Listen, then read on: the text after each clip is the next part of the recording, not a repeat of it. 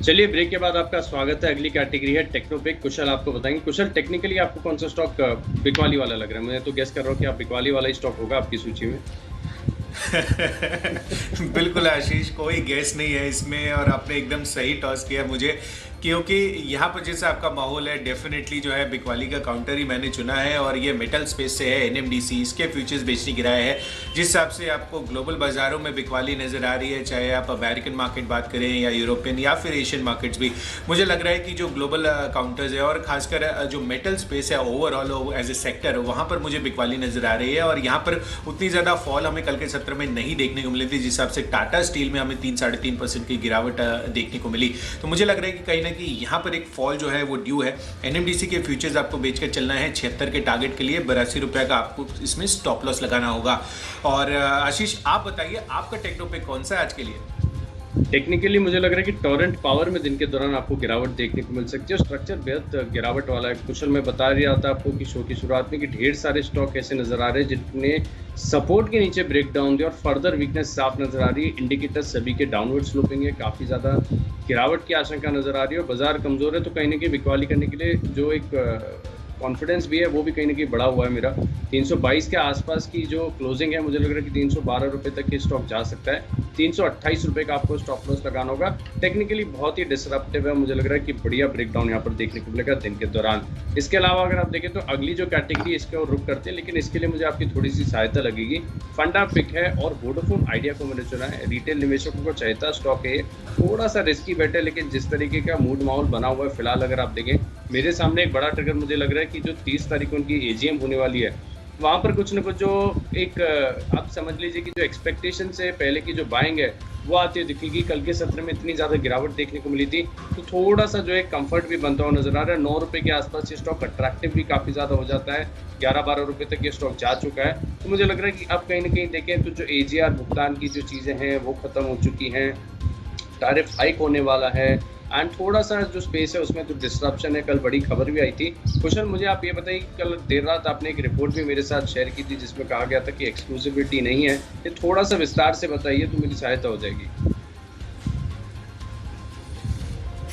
बिल्कुल आशीष, इनफैक्ट मैं जो फंडा पिक दूंगा आगे उससे भी आपकी सहायता हो जाएगी। और जिस हिसाब से मूड माहौल बनता हुआ नजर आ रहा था कल के सत्र में, अगर आप भारतीय एयरटेल या वोडाफोन आइडिया की बात करें, 8 से 12% की गिरावट हमें इसमें देखने को मिली। और सबसे बड़ा कंसर्न यही था कि जो पोस्ट पेड प्लान से रिलायंस जियो ने नए लॉन्च किए हैं उससे जो इनके सब्सक्राइबर्स हैं उन पर कितना असर होता हुआ नजर आएगा। पर कहीं ना कहीं कल जो मैं सीएलएसए की रिपोर्ट जब डिटेल में आई थी तो वो पढ़ रहा था, तो उसमें ये नजर आया कि जो ओटीटी प्लेटफॉर्म्स का ये एक्सेस दे रहे हैं रिलायंस जियो, वो एक्सक्लूसिविटी नहीं है, यानी कि जो बाकी दो प्लेयर्स हैं वो भी अपने प्लान्स में इसको शामिल कर सकते हैं। तो ये एक्सक्लूसिव कॉन्ट्रैक्ट जो है वो तो इनके साथ नहीं है, रिलायंस जियो के साथ। तो कहीं ना कहीं इसका जो कंसर्न था या जो डर था कि सब्सक्राइबर्स जो हैं वो मोस्ट प्रोबेबली रिलायंस जियो में शिफ्ट होते हुए नजर आएंगे, जिस आपका प्रोपोजिशन उन्होंने दिया था वैसा अनलाइकली अब लग रहा है। तो इस वजह से मुझे लग रहा है कि जिस हिसाब से डिप हमें कल के सत्र में देखने को मिले थे इन दोनों ही स्टॉक में, वहां पर एक वापस से अच्छा रिवर्सल देखने को मिल सकता है।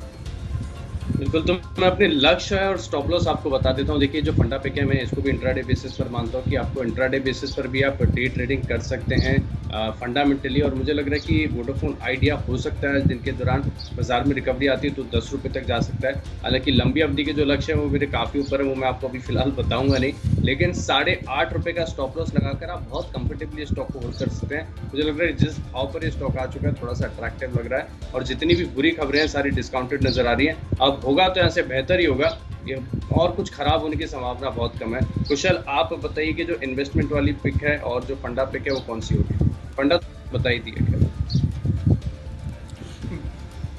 बिल्कुल आशीष, मैंने फंडा पिक जो है पार्शियली बता दी है। और भारतीय एयरटेल जो है ये मेरे फंडामेंटली मुझे काफ़ी अच्छा लग रहा है। इनफैक्ट मैं इसको एक थोड़ा सा लॉन्ग टर्म के लिए लेना चाहूँगा, 3 महीनों की अवधि के लिए ले सकते हैं, क्योंकि जिस हिसाब के लेवल्स जो हैं हमें अभी देखने को मिल रहे हैं ये काफ़ी अच्छा लेवल है जिस हिसाब से आपको अगर आपको खरीदारी करके चलनी है। और अगर आप कैश ऑन बुक्स की भी बात करें और जो एजीआर का मामला में इनकी जो एजीआर बकाया है उसमें जो कंफर्ट है, भारतीय एयरटेल डेफिनेटली जो है बहुत अच्छा बाई हो सकता है 3 महीनों की अवधि के लिए। और जो मैंने आपको क्लैरिटी OTT एक्सक्लूसिविटी को लेकर दी जो रिलायंस जियो के प्लान्स में है, उसको लेकर भी कहीं ना कहीं जो कंसर्न्स पहले बन रहे थे कल के सत्र में वो अब थोड़ा से छटते हुए नजर आ रहे हैं। तो भारती एयरटेल मुझे लग रहा है कि एक अच्छा बाउंस बैक का कैंडिडेट बन सकता है आज के लिए भी, पर यहां पर आपको 3 महीनों की अवधि के लिए होल्ड कर चलना है 530 के लक्ष्य के लिए, तो यानी कि 25 से 30% का रिटर्न जो है आपको आता हुआ दिख सकता है। साथ ही इन्वेस्टमेंट पिक की अगर आप बात करें आशीष, तो वहां पर जो मैंने स्टॉक चुना है वो है कैपिटल गुड स्पेस से और सीमेंस इंडिया, यहां पर आपको खरीदारी करने की राय है। आप देखिए मैं इनके ओवरऑल फाइनेंशियल्स भी देख रहा था तो काफी मजबूत ऑर्डर बुक है। इनफैक्ट परसेंटेज वाइज देखेंगे तो इनकी जो सेल्स होती है उसका 114% जो है इनकी ऑर्डर बुक का साइज है, और जिस हिसाब से देश में इंफ्रास्ट्रक्चर पर अब फोकस बन रहा है, आप देखिए इरकॉन इंटरनेशनल को भी जो है हाल फिलहाल ऑर्डर मिलता हुआ नजर आया था। और साथ ही पहले जिस आपकी ओवरऑल हाईवेज और पर्टिकुलरली अगर आप कैपिटल गुड स्पेस की बात करें जो L&T ऑर्डर्स जीत रहे हैं, वो मोमेंटम और जो बाजार का मूड माहौल है स्पेस और सेक्टर को लेके वो काफी बेहतर साइड पर नजर आ रहा है। इनफैक्ट अगर फाइनेंशियल्स की भी बात करें तो कंपनी पर जो है डेट टू इक्विटी रेशियो 0 का है, और साथ ही अगर आप 5 साल का ROE भी देखें तो 22 से 25% के रिटर्न ये औसतन देते हुए आ रहे हैं।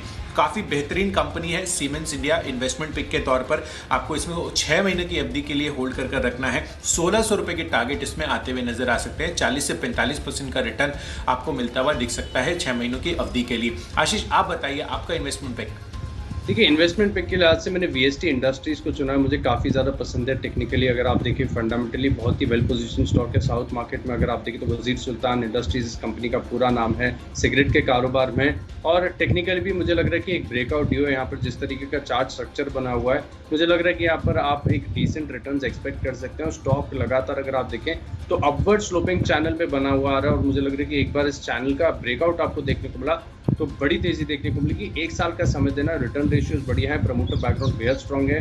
कंपनी की बाजार में जो पकड़ है इनके प्रोडक्ट्स में वो भी काफ़ी बढ़िया है। 4250 रुपये के लक्ष्य के लिए आप यहाँ पर खरीदारी करेंगे। केवल 1 साल का समय देना, और हो सकता है कि 1 साल से कम समय में भी जो लक्ष्य है वो हासिल होते हुए नजर आए। अगली जो कैटेगरी है उसका और रुख करते हैं, वो है खबरों के दम पर आपको कहाँ एक्शन देखने को मिलेगा। और इस कैटेगरी में मैंने चुना है इरकॉन इंटरनेशनल को। आप कुशल बता भी रहे थे कि इनको जो रेलवे से रोड ओवर ब्रिजेस हैं इसके लिए करीब 400 करोड़ का ऑर्डर मिला है, जिसके चलते मुझे लग रहा है कि खबर अपने आप में काफ़ी बढ़िया है और नो ब्रेनर खबर है जब सभी लोग जो है इसमें खरीदारी करने के लिए कूदेंगे।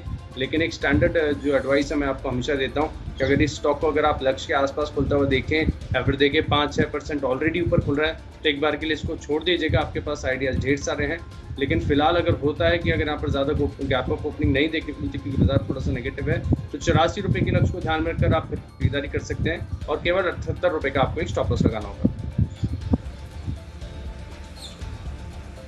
बिल्कुल आशीष, तो खबरों के दम पर इरकॉन इंटरनेशनल डेफिनेटली आज चलता हुआ नजर आ सकता है। और मैंने जो स्टॉक चुना है इसी कैटेगरी में वो है डेटामेटिक्स ग्लोबल सर्विसेज। छोटी IT कंपनी है, सॉफ्टवेयर सॉल्यूशंस बनाती है, और यहाँ पर इन्होंने जो है इंग्राम माइक्रो जो एक ग्लोबल डिस्ट्रीब्यूटर है उनके साथ इन्होंने एक डिस्ट्रीब्यूशन करार कर लिया है META रीजन के लिए। तो जाहिर सी बात है कि जो इनके इंटेलिजेंट ऑटोमेशन प्रोडक्ट्स और सर्विसेज हैं वहाँ पर काफ़ी अच्छी बिक्री आगे आने वाले दिनों में देखने को मिल सकती है, क्योंकि जब भी कोई अपनी वैल्यू चेन में एक फर्दर एडिशन करते हैं, चाहे वो डिस्ट्रीब्यूशन साइड पे हो, चाहे वो फर्दर होलसेलर या रिटेलर के साथ टाई अप हो, वहाँ पर काफ़ी अच्छी पॉजिटिविटी जो है स्टॉक की अर्निंग्स में आगे आने वाले दिनों में रिफ्लेक्ट होती हुई नजर आती है। तो उस लिहाज से खबर जो है काफ़ी पॉजिटिव है स्टॉक के लिए। तो मुझे लग रहा है अभी 77-78 का प्राइस है, 76 के स्टॉप लॉस के साथ आपको 81 का टारगेट इसमें बनाकर चलना है। तो खबरों के दम पर यह स्टॉक फोकस में रहेगा।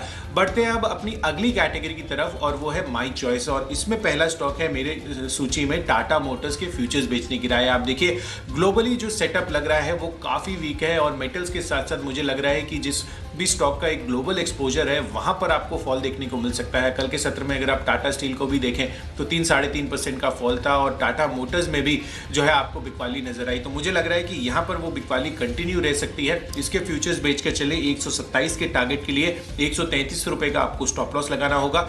साथ ही दूसरा जो माई चॉइस है वो है पिरामल एंटरप्राइजेस का। आप देखिए मैंने आपको पहले भी एक NBFC की बेचने की राय दी थी LIC हाउसिंग फाइनेंस के रूप में। अब आपको पिरामल एंटरप्राइजेस भी एज ए माई चॉइस बेचकर चलना है, यहाँ पर भी बिकवाली आपको नजर आ सकती है। 1200 के टारगेट के लिए 1260 रुपए का आपको स्टॉप लॉस लगाना होगा।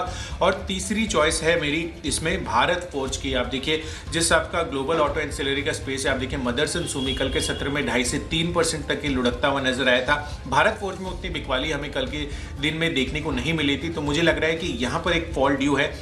तो यह चार्ट स्ट्रक्चर भी नेगेटिव लग रहा है, तो भारत फोर्ज इसके फ्यूचर्स बेचकर चले 435 के टारगेट के लिए 454 रुपए का आपको स्टॉप लॉस रखना होगा। देखिए इस कैटेगरी में मैं तीनों स्टॉक खरीदारी के चुनना चाहूंगा, और तो तीनों स्टॉक मैंने ऐसे आइडेंटिफाई किए जिनको आप कहीं ना कहीं अपने रडार पर पोजिशनली भी रख सकते हैं। ब्रिगेड एंटरप्राइज पहला नाम का स्टॉक का पैटर्न मुझे काफी बढ़िया लग रहा है, और ऐसे स्टॉक मुझे बहुत पसंद आते हैं जिनमें अच्छी गिरावट के बाद बढ़िया एक्यूमुलेशन देखने को मिलता है। ये एक्यूमुलेशन ये दर्शाता है कि कहीं ना कहीं अब जो स्मार्ट हैंड्स है इनकी एंट्री होती हुई नजर आ रही है। दिन के दौरान बाजार में रिकवरी होती है तो हो सकता है कि जो रियल एस्टेट स्पेस है यहाँ पर थोड़ी खबरें भी काफी ज्यादा आती हुई नजर आ रही है। मुझे लग रहा है इसका भी एक असर देखने को मिलेगा। 173 रुपए के लक्ष्य आप यहाँ पर इंट्राडे पोजीशन लेंगे। 160 का जब तक लेवल ये स्टॉक होल्ड करता है तब तक यहाँ पर जो ट्रेंड है वो बुलिश नजर आएगा। 160 का स्टॉप लॉस लगाकर पोजिशनली भी स्टॉक को आप अपने रडार पर रख सकते हैं। अगली कंपनी थोड़ी सी महंगी कंपनी पेज इंडस्ट्रीज, और मुझे लग रहा है कि यहाँ पर भी एक ब्रेकआउट ड्यू है। कुशल मैं चाहता हूँ कि अगर आप इस स्टॉक का चार्ट पैटर्न देखेंगे तो आपको नजर आएगा कि कितनी बड़ी गिरावट के बाद आप कहीं ना कहीं जो रिवर्सल के संकेत तो बहुत ही स्ट्रांग है। आज इसको रिकमेंड करने का कारण ये है कि हो सकता है कि आज बाजार में गिरावट बढ़िया देखने को मिले। ऐसे हैवी वेट स्टॉक्स में भी आपको गिरावट देखने को मिलेगी। ऐसे में स्टॉक्स में जो रिकवरी है पोजिशनली मुझे लग रहा है कि वहां पर आप इसका एक बेनिफिट ले सकते हैं। और मुझे लग रहा है कि दिन के दौरान तेजी आती है तो 20,000 रुपये के जो स्तर हैं ऐसे ये स्टॉक जो है टच कर सकता है। केवल आपको एक 19,100 रुपये का स्टॉप लॉस लगाकर इसमें लॉन्ग पोजीशन लेनी है। दिन के दौरान बढ़िया तेजी एक्सपेक्टेड है, और देखें तो कहीं ना कहीं पूरा जो ये स्पेस है इसके लिए चीज़ें अब थोड़ी सी आसान होती हुई नजर आ रही हैं। अनलॉकिंग के तहत चीज़ें बिकना अब शुरू हो गई हैं, और वैसे भी अगर आप देखें तो मार्केट में इनकी जो पोजीशनिंग है ऑलमोस्ट 50% का मार्केट शेयर है, तो अपने आप में काफ़ी ज़्यादा सब्सटैंशियल है। अगली भी जो कंपनी है वो रिटेल स्पेस से ही है। शॉपर स्टॉक इस स्टॉक को मैंने चुना है। कैश का स्टॉक का जिस तरीके का चार्ट पैटर्न वो दर्शा रहा है कि आज नहीं तो थोड़े दिनों में कहीं ना कहीं अगर आप देखें तो एक बड़ी तेजी स्टॉक के अंदर देखने को मिलेगी। निश्चित स्तरों पर एंट्री होती है तो और भी बढ़िया है, और मुझे लग रहा है कि दिन के दौरान तेजी आती है तो ये 175 रुपये तक जा सकता है। केवल 163 रुपये का आपको एक स्टॉप लॉस ध्यान में रखना होगा। बिल्कुल आशीष, तो चलिए हमने आपको 20 दमदार ट्रेडिंग और इन्वेस्टमेंट आइडियाज़ दे दिए हैं। फटाफट रिकैप कर लेते हैं। कैश सूची में मैंने आपको बीएससी खरीदारी करने की राय दी है। सीडीएसएल में काफ़ी अच्छा मूवमेंट कल के सत्र में देखा गया था, यहाँ पर तेजी बन सकती है। फ्यूचर्स में एलआईसी हाउसिंग फाइनेंस इसके फ्यूचर्स बेचकर चलना है। कहीं ना कहीं एनबीएफसी जो है आज के सत्र में बिकवाली नजर आ सकती है, जिससे आपका ग्लोबल सेटअप है 265 के टारगेट के लिए यहाँ पर बिकवाली करके चले। इसके अलावा ऑप्शन में सन फार्मा के पुट ऑप्शन को बाई करके चलना है। 510 का पुट ऑप्शन 9.5 रुपये की प्राइस है। 18 रुपये के टारगेट के लिए यहाँ पर पुट ऑप्शन की खरीदारी कीजिए। 5 रुपए का स्टॉप लॉस लगाना होगा। टेक्नोपिक में एनएमडीसी के फ्यूचर्स बेचिए। यहाँ पर ग्लोबल सेटअप काफी ज्यादा वीक लग रहा है, मेटल काउंटर्स और वीक हो सकते हैं। फंडामेंटली भारतीय एयरटेल एक अच्छा अपमूव यहाँ पर देखने को मिल सकता है कल की गिरावट के बाद। तो जो बाई ऑन डिप्स की स्ट्रेटेजी है यहाँ पर आप बनाकर चल सकते हैं। 3 महीनों की अवधि के लिए खरीदारी कर चले। इन्वेस्टमेंट पिक में सीमेंस कैपिटल गुड स्पेस में काफी अच्छी कंपनी है। 22% का आरओई है, 5 साल का औसत। 1600 रुपए के लक्ष्य के लिए 6 महीनों की अवधि के लिए होल्ड करके चल सकते हैं। खबरों के आधार पर डेटामेटिक्स ग्लोबल सर्विसेज इन्होंने इंग्रा माइक्रो के साथ जो डिस्ट्रीब्यूशन एग्रीमेंट किया है वो काफी पॉजिटिव साबित हो सकता है। और माई चॉइस में अगर आप देखें तीनों बिकवाली के ट्रेड्स हैं, जिसमें टाटा मोटर्स, पीरामल एंटरप्राइजेस और भारत फोर्ज शामिल है। और साथ ही अगर तमाम स्टॉक्स में माई बेस्ट पिक अगर आप देखें तो मेरी तरफ से भारतीय एयरटेल वो स्टॉक होगा जहां पर आप खरीदारी करके चल सकते हैं 3 महीनों की अवधि के लिए 530 रुपए के टारगेट लगाकर।